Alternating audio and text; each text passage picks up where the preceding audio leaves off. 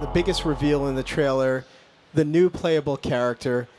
Fans know who she is, but tell everyone who the new playable character is. Yeah, so in the first game, you play Corvo Attano, who is the royal protector wrongly accused of killing the Empress, out to clear his name and take down this the Loyalist conspiracy. The entire time, there's a 10-year-old girl who the game sets up may or may not be your daughter, who is watching you. And if you play ghost-like and you don't kill anyone and you're very stealthy, then she does drawings on the wall of her bedroom that present you as a father figure, and they're very calm. And if, by contrast, if you murder everybody and you play very violent, she's got like black crayon and she's doing these monstrous drawings. You're affecting her. And we've had so many players come to Raph or come to me or come to someone on the team and say like, wow, that moment where I walked into her room and I saw that drawing on the wall and I realized like an impressionistic child is watching how I handle the situation, and I changed my play style because of that. So anyway, long story short, there's something kind of magical about Emily for us in the game, and as soon as we finished Dishonored 1, we began talking about how what we really felt energy about was continuing Emily's story. What kind of person would she grow up to be? What kind of empress would she be? And as you find out in the game, what kind of outlaw would she be? Right. Speaking of growing up, she's clearly not the same age she was when we last saw her. How old is she now? Yeah, the once 10-year-old girl is now the 25-year-old woman. She's been through 15 years of history since the last game and the events of Dishonored 2. What else can you tell us about the person that she's become and grown from since being in the original game and being such a little girl to being the beautiful young woman she is now?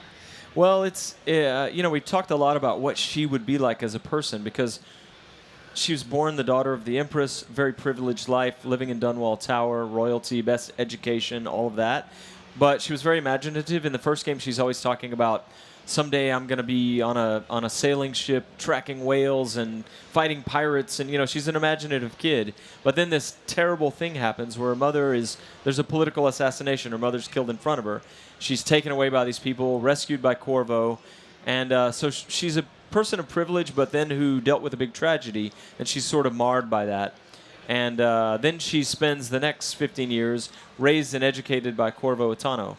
And so that's kind of, she's a hybrid of those things.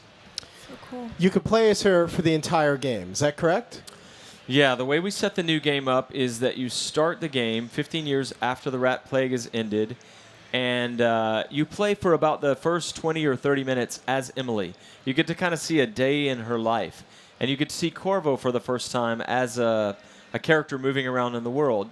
And then there's a dramatic, pivotal event that happens, and from that point, you choose to finish the game as either Emily or pick it up as Corvo. And for the rest of the game, you're either Emily Colduin or you're Corvo Attano. You saw that in the trailer, that they introduced some new powers. Do you want to lead us into those? Can we take a look at those again? Yeah, so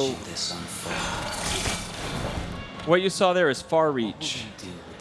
Emily doesn't have Blink. Blink was a signature power in the first game. There was a moment where all the powers were optional. You bought them with ruins and you upgrade the ones you want. There was a moment near the end of the project when Rafael Colantonio, co-creative director, said, what if we just gave everybody Blink? And it transformed the game. It was a signature mechanic. But so for Emily, it was kind of a bold call for us to say she doesn't have Blink. She's going to have Far Reach, which allows you to upgrade in many different ways. You can use it to pull yourself across. You can stick to walls. You can yank people toward you and assassinate them in midair. You can do different things with it. It's as cool as Blink, but mechanically different. And at the end of that video, we saw another power she has called Shadow Walk that we'll be talking more about in the future.